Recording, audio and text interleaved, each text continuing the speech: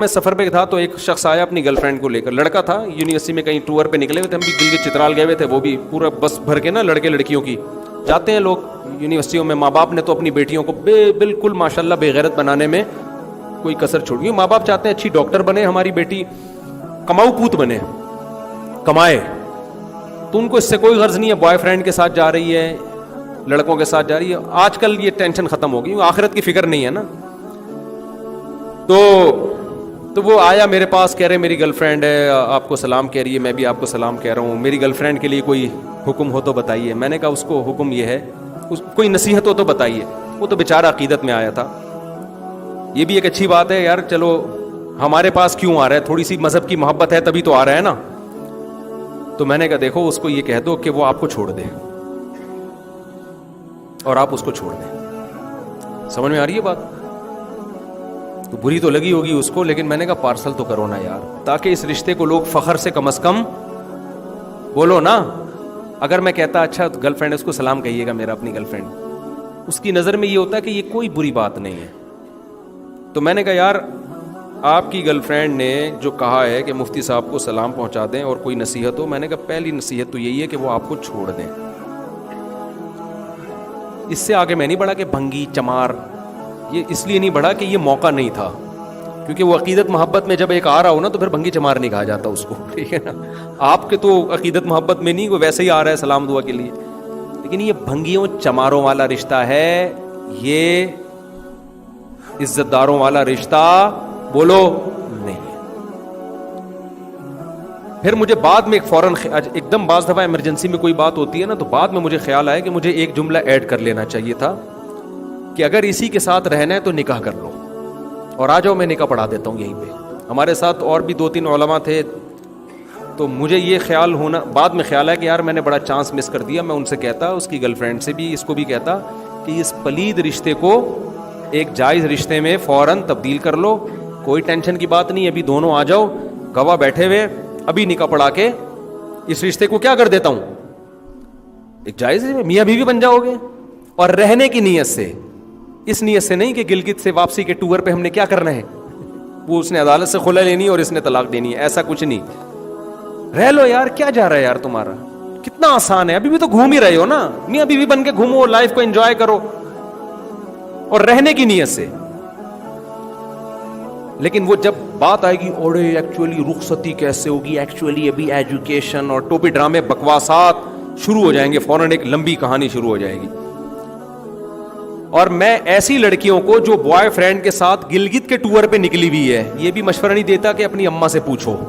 اصولی طور پر تو لڑکی کو چاہیے شادی سے پہلے اپنے ماں باپ سے پوچھے. میں کبھی ایسی شادی نہیں کراتا کہ لڑکی کو میں باپ سے پوچھے بغیر اس کا کہیں نکاح پڑھا دوں. لیکن جب تو گھر سے نکل گئی ہے, یہاں ابا کو بتا کے ابا نے اس سے نہیں روکا, اس کا مطلب ابا شادی سے روکنے کا تو اب ابا نے حق اپنا خود ہی ختم کر دیا ہے. جب تم ایک بوائے فرینڈ کے ساتھ راتیں ہوٹل میں گزار رہی ہو, یہ کام ابا سے پوچھ کے کیا اس نے, کیا ہو گیا؟ تو اب میں اس کے ابا سے پوچھ کے اس کا نکاح کراؤں گا, تو میں تو کراؤں گا اس کا نکاح کہ بھائی یہ یہاں تک آ گئی, ابا آپ سے پوچھے بغیر, آپ روکتے تو رک نہیں سکتی تھی, یا آپ نے روکا ہی نہیں, اس کا مطلب آپ نے اس کو زنا کی اتھارٹی دے دی ہے, تو پھر میں اس کا آپ سے پوچھے بغیر نکاح پڑھاؤں گا. سمجھ میں آ رہی بات؟ پھر ابا کل کہیں گے نا کہ آپ نے ہمارا نکاح کیوں پڑھا. میں دونوں گھوم رہے تھے, راتیں گزار رہے تھے اکٹھے, اس برائی سے روکنے کے لیے ہم نے کیا کیا ہے, ان کا نکاح پڑھا دی. کہیں گے آپ کون ہوتے میری بیٹی کا نکاح پڑھانے والے؟ تو میں اس سے کہوں گا آپ اس بچی کے باپ بعد میں ہو, اس بچی کا حق پہلے اللہ سے کیا ہے, بولو نا.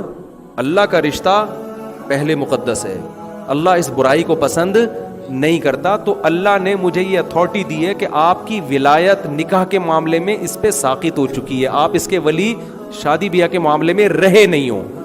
سمجھتے ہو کہ نہیں سمجھتے؟ تو مجھے خدا نے اجازت دی ہے کہ میں ان کا نکاح پڑھا دوں آپ سے پوچھے بغیر, کیونکہ یہ کام کے لیے بھی تو ولی کی اجازت چاہیے تھی نا. تو ولی کے لیے جائز تھا اجازت دے دیتا کہ ابے نکاح کے لیے جب ولی کی اجازت ضروری ہے تو کیا بوائے فرینڈ بنانے کے لیے ضروری نہیں ہے, اور ولی کے لیے جائز ہے کہ اس کو اجازت دے. تو جس ولی نے اپنی بیٹی کو بوائے فرینڈ رکھنے کی اجازت دے دی ہے تو وہ اس کو شوہر بنانے سے کیسے روک سکتا ہے؟ نہیں آ رہی کھوپڑی میں تو جو چل رہے ہو چلتے رہو بیٹھ کے. بل اصل بات میں یہ کر رہا تھا, جب کوئی بتایا گیا نا میری گرل فرینڈ ہے, تو بولا یار بڑا گندا بھنگیوں والا کام کیا, اور سنائیے کیسے آنا ہوا آپ. فوراً موضوع چینج کر دو, کیونکہ پھر وہ برسے گا آپ کے اوپر, تو کون ہوتا ہے مجھے روکنے والا. ایک دفعہ یہ پارسل کر دیا کرو تاکہ اس کو شاید اس کے ضمیر جاگ جائے کہ میں کوئی اچھا کام نہیں کر رہا, شاید اپریشیٹ نہ کیا کرو. اور گرل فرینڈ کا جو رشتہ ہے نا, یاد رکھو اس کے جوڑنے کا کوئی ثواب اسلام میں نہیں ہے. غیر مسلموں میں گرل فرینڈ کا کلچر ان کے کلچر کا حصہ بن چکا ہے, اسی وجہ سے یہ چیز مسلم سوسائٹی میں بھی امپورٹ ہو رہی ہے. خوب سمجھ لو, سب سے غلیظ اور گندا اور پلید اور ناپاک اور گوبر والا رشتہ بوائے فرینڈ اور گرل فرینڈ کا رشتہ ہے. یہ اتنا غلیظ رشتہ, کسی کو بتاتے ہوئے نا شرمایا کرو کہ میری گرل فرینڈ ہے. یہ ناپاک رشتہ ہے, اس محبت پہ کوئی ثواب نہیں ملتا.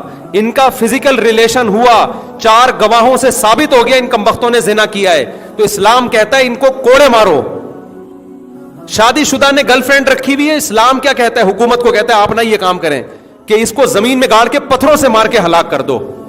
اور کنوارا یہ کام کرتا ہے, گرل فرینڈ رکھتا ہے, تو اسلام کیا کہتا ہے, چوک پہ 100 کوڑے مارو اس کو. اتنا غلیظ, اتنا گندا, اتنا پلید رشتہ کس کا, گرل فرینڈ اور بوائے فرینڈ کا. غیر مسلموں میں فخر ہے, پوچھتے ہیں آپ کی کوئی گرل فرینڈ ہے تو اس کو یہ تحفہ دیں. آپ زمین میں گڑ جایا کرو یہ بتاتے ہوئے کہ میری کوئی گرل فرینڈ ہے. نہیں آ رہی میرا خیال بات سمجھ میں؟ گرل فرینڈ سے رشتہ جوڑو گے, خدا کی نظر میں ناپاک اور پلید بن جاؤ گے, زانی کہلاؤ گے.